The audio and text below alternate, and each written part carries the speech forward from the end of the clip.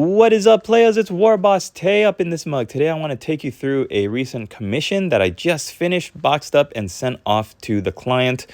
I am so proud of what I did here, and I want to talk you through my whole process. You got some knoblars there in the front. We'll talk about them in a little bit. But the goal of this job was to paint up 9 Ogre Iron Guts in the same style, replicating as much as I could my old paint color scheme, which you can see on the 3 guys with the basing. The client got this off of my eBay store. He wanted to get 9 in addition to these 3 here, so I had to really rack my brain to remember how I painted up these 3 figures. So I'm going to talk you through my process and talk you through the idea of repainting, updating a paint color scheme, or blazing a trail and doing something new that you've never done before when you only have like pictures as a reference. And it's an interesting video. I hope you stay tuned for it. I love talking about painting. I love painting miniatures, and everything that I can put on my eBay store, I like to put it up because I want to try and share the miniatures that I have so they don't just collect dust on my shelf and they can go to a happy home. And I love being able to do commission work like this where I can just brush up on my skills as a painter. Now you can see that they're all wearing blue and yellow pants. That's because when I first painted those 3 miniatures with the bases years and years ago, I wanted to imagine that these ogres were mercenaries that were being hired by the Empire, specifically the city-state of Nordland, which is what the blue and yellow colors are hailing from. Now, Nordland is like a naval city-state. It's bordered by the ocean. So you saw the bellower there in the front has got a tattoo anchor on his shoulder.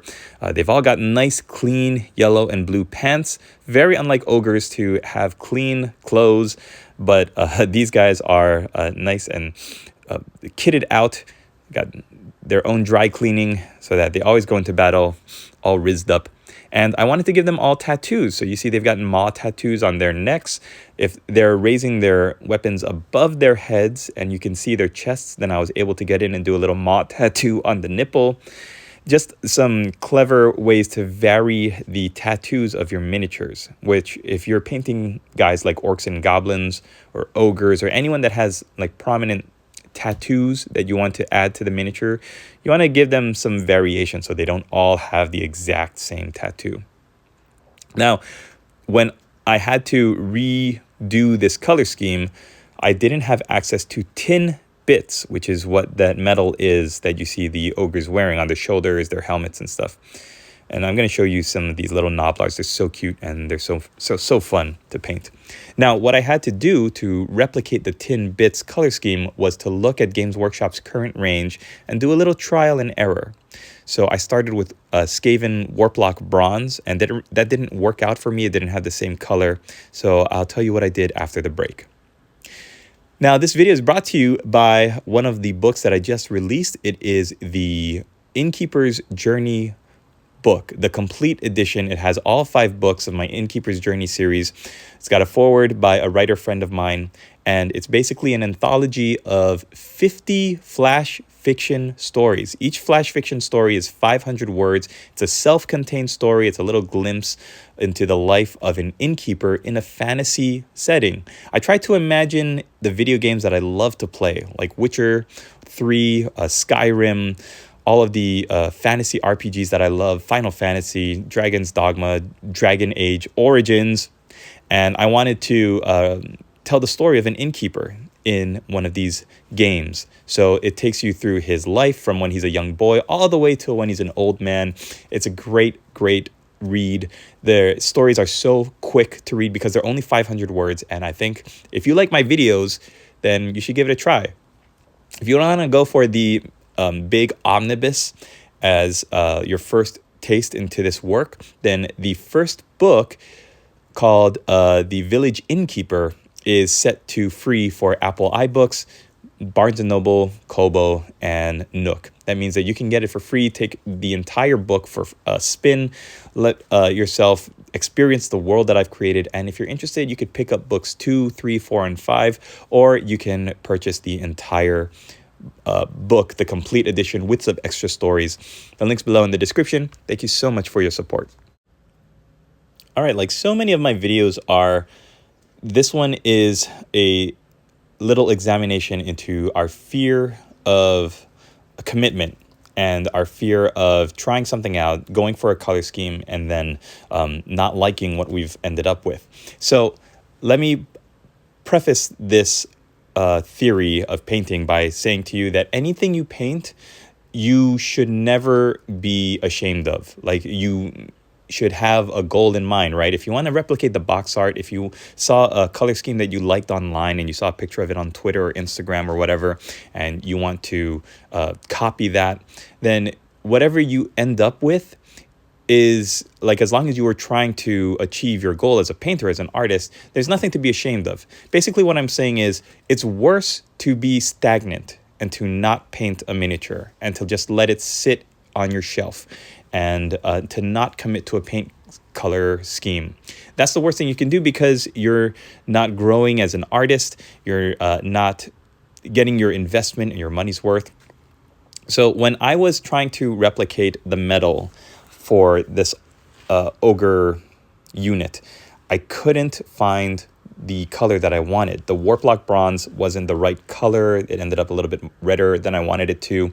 And I didn't have tin bits, which is what I used for my original guys. So what I did was scour the internet and looked for other tutorials and guides to just basically really hone in on this color. I only wanted to get this color, this dark bronze with the chipping and the verdigris on it. And the way I was able to finally settle on it was after some trial and error. I actually put paint to the figure. If I didn't like something, I just went back and painted over it. But basically, I ended up using Games Workshop's Balthazar Gold and then washing it with Known Oil and using a product from Vallejo called Old Rust, I believe. I got it in an effects set with a bunch of great effects like vomit and blood and verdigris and like bright orange rust and dark brown rust. So once I added that onto the Balthazar Gold, it toned it down enough, but it still kept the original like reflective metallic flakes underneath, that it really resembled the tin bits that I had wanted to use. So it's very, very close. If you look at the rest of these guys, compare them to the miniatures with the basing on it, the 3 original guys, then I think it came out like spot on, as well as the blue and the yellow for the pants, because everything I had to create from scratch with the new colors. I had to redo the flesh color scheme, because I think for these old ogres I used Talarn Flesh, another great color that Games Workshop has discontinued. So anything you do with a little bit of research can be put into a road map. And that road map is going to guide you from where you are with a basically assembled but unpainted miniature to the finish line. And I just want to encourage you to make a roadmap and stick to it all the way to the end, because you might be surprised. What you end up with might be even better than what you imagine you wanted. All right, thanks for watching this video, you guys. Don't forget, I still have this open contest, this drawing for a Space Wolves Legion Praetor in Cataphractii armor from Forge World, resin, beautiful, assembled, ready to paint. The only stipulation is you have to be in the continental United States. I'm not doing international shipping just yet, maybe sometime in the future. But to get this miniature, subscribe to my channel. I'll put a link below in the video to the contest video. Just like that video and comment on that video with your 2025 painting goals. If you'd like a second entry, go to Binx Wargaming on eBay and just DM him your YouTube channel name. And I love Binx Wargaming. He's hooked me up with so many different miniatures, and he's sold them to me for far less than what I would have to pay if I bought it from Games Workshop. And also for a very minimal fee, he assembled everything that I purchased from him. So I highly recommend him. That's why I'm really pumping up his eBay store. If you are looking for anything and it might be difficult to find, discontinued, Games Workshop might have it on their website, but you have it as like currently unavailable, definitely reach out to Binx Wargaming, because he's like one of those fences in an RPG in the Thieves Guild that seems to know everybody in the underworld and seems to know where to get anything you want. So let him know. He's really, really great at not just Forge World, but Games Workshop, other games, Warhammer 40K, Age of Sigmar, anything else. Let him know what you're looking for, and hopefully he can hook you up. All right, thanks for watching, guys. I just wanted to do a quick video ramble on the idea that there is nothing you have that cannot be painted. Like sometimes we're sitting on our piles of shame, our piles of potential, right? And we feel ashamed that we have it because we don't know what to do with it.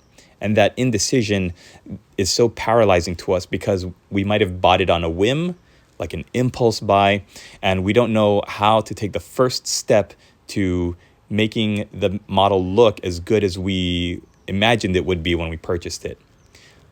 Pick up your brush, give some paint like a shake up that paint bottle, give it a go. And if you have a roadmap with you, that's easily the best thing you can do. Have a little paper and pen and just write down the steps to getting what you want. And the best way to do that is to look for tutorials on YouTube.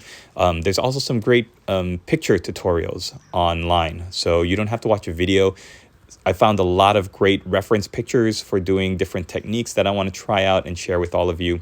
So this is all a process we're learning together. Oh, I also want to give you a quick little tip. If you're painting ogres, the best way to emphasize their faces is to take a little Doom Bull Brown, water it down, and just glaze it over their bottom lip. It's going to give them like a red ruddiness that looks so much better than just having flesh-colored lips. Like, take a look at this guy. I did it for him. He looks fantastic. Also, take a little Dark Reaper, or you can use Incubate by Darkness, a very dark blue or dark green. Water that down and just glaze under their eyeballs into the baggy sacs under their eyes. And that's going to really light up their faces and make them look great. So just some quick tips on doing ogre faces for all of you ogre players out there. Thanks again for watching, everybody. Hope you've enjoyed this video. And also, if you've never painted Gnoblars, they're so hilarious. Like, look at this guy. He's a Gnoblar on a Gnoblar. You got guys holding like little Budweiser beer bottles. I painted this up with a brown beer bottle and put some gloss varnish on it to make it look like a beer bottle.